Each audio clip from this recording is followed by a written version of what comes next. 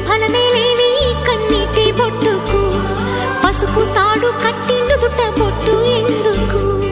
ఎవరెవరి అడుగులెటువైపు పడునో ఎరిగింది ఎవరు లేరమ్మా. ఏ నల్ల పూసలే పసుపు తాడు జత పడును తెలిసినది ఆ బ్రహ్మ. విధి చేతిలోని పావులం ఎదురాడలేని జీవులం. నీవైనా నేనైనా ఆ దైవం తీర్పు మన్నించాలమ్మా.